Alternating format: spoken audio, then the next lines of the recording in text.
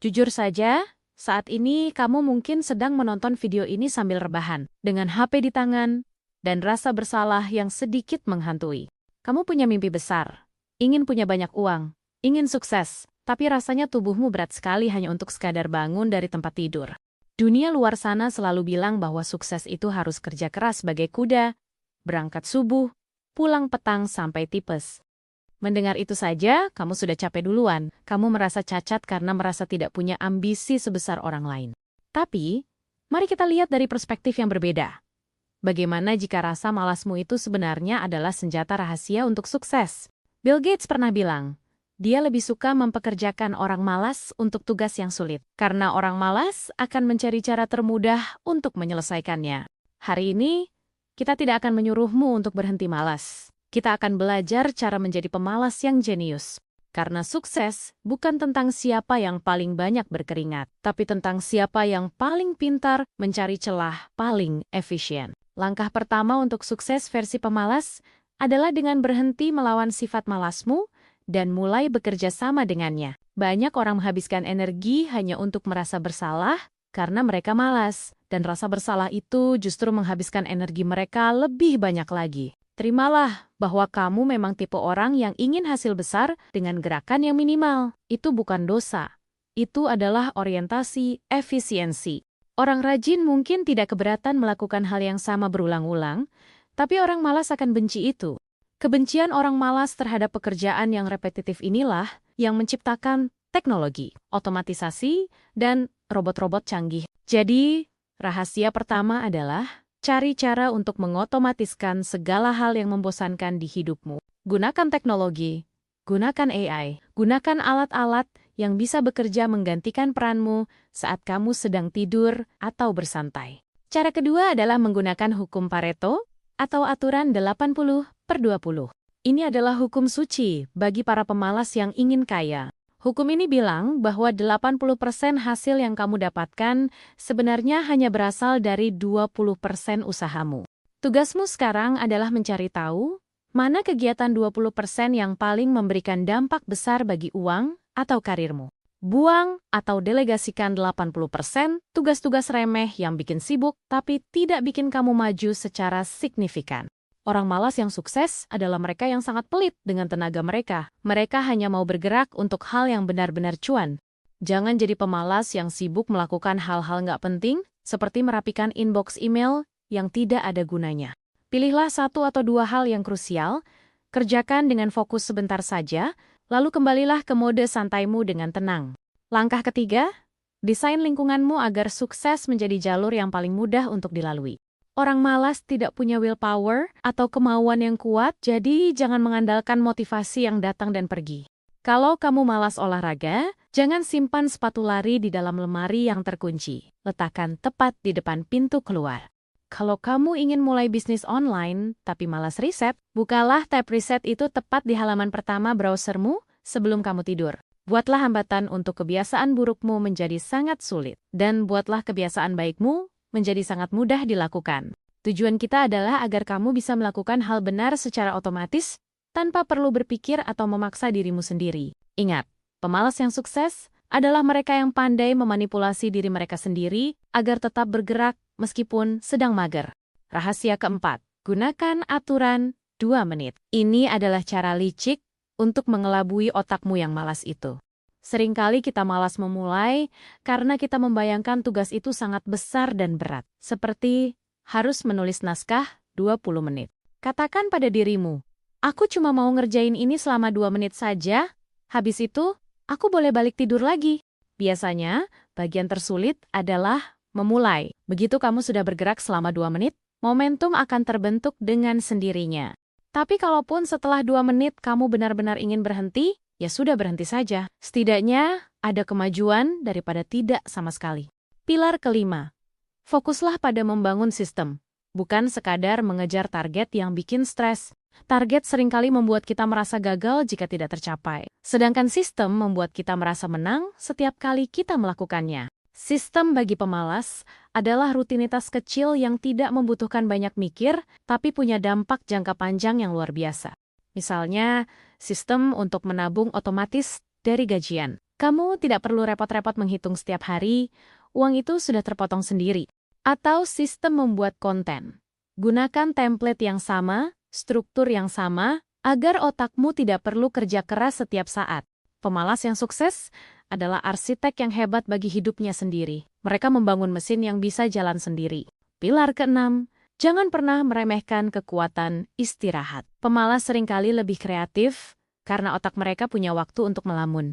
Banyak ide bisnis brilian muncul saat orang sedang mandi, sedang bengong di bus, atau bahkan saat sedang rebahan menatap langit-langit. Saat kamu malas, otakmu sebenarnya sedang dalam mode default mode network, yaitu kondisi di mana ia menghubungkan titik-titik ide yang acak.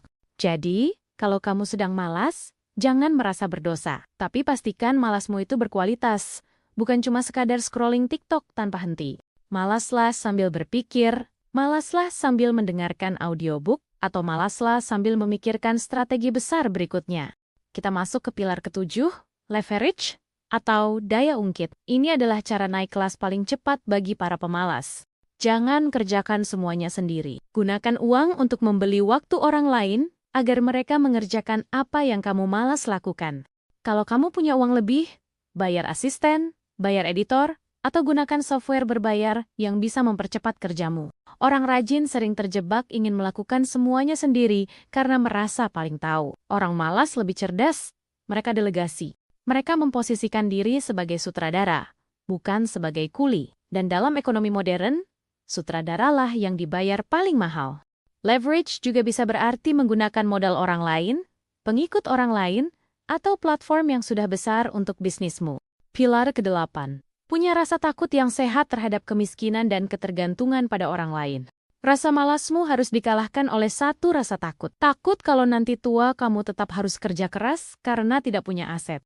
Justru karena kita pemalas, kita harus bekerja cerdas sekarang, agar di masa depan kita bisa malas-malasan sepuasnya tanpa takut lapar. Jadikan keinginanmu untuk tidak melakukan apa-apa sebagai motivasi utama untuk membangun kebebasan finansial secepat mungkin. Sukses bagi pemalas adalah ketika saldo tabunganmu bekerja lebih keras daripada fisikmu sendiri setiap hari. Mari kita bicara soal gengsi. Orang malas yang sukses biasanya tidak terlalu peduli dengan validasi orang lain yang tidak berguna. Mereka tidak akan memaksakan diri ikut meeting yang tidak penting hanya supaya terlihat sibuk di mata kolega mereka.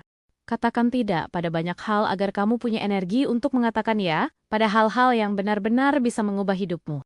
Pilar ke-9, jadilah orang yang sangat penasaran pada cara kerja sesuatu. Penasaran adalah bahan bakar orang malas.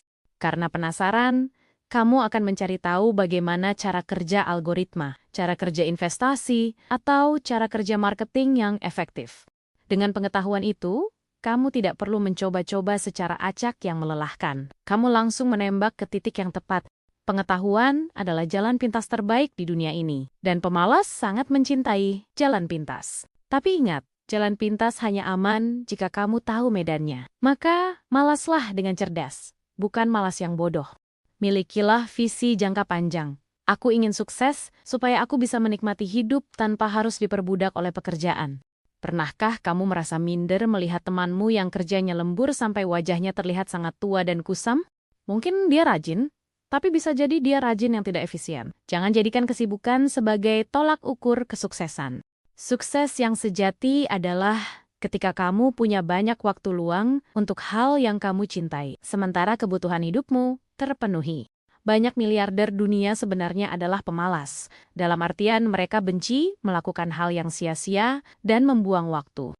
Mereka memakai baju yang sama setiap hari, seperti Steve Jobs atau Mark Zuckerberg, hanya agar tidak perlu malas berpikir soal gaya. Itulah bentuk malas yang produktif, menghemat energi mental untuk keputusan-keputusan besar yang bernilai jutaan dolar.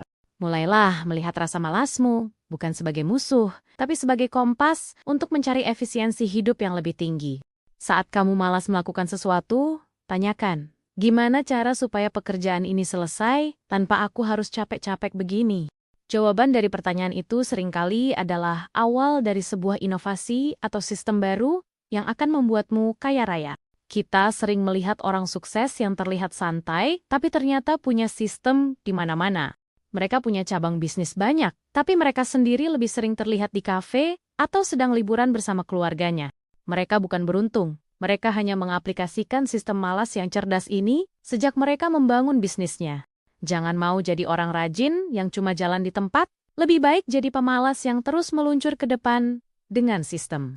Ingat, waktu kita di dunia ini sangat terbatas. Sangat disayangkan kalau habis cuman buat ngerjain hal-hal yang tidak kita sukai. Maka dari itu, jadilah sangat selektif. Jadilah sangat mager untuk hal-hal yang tidak membawa dampak bagi hidupmu. Tanamkan di pikiranmu, aku malas, tapi aku harus cerdas. Aku mager, tapi sistemku harus tetap geger dan menghasilkan. Sebelum kamu menutup video ini dan lanjut rebahan atau scrolling hal lain, coba ambil satu kertas dan pena di sampingmu.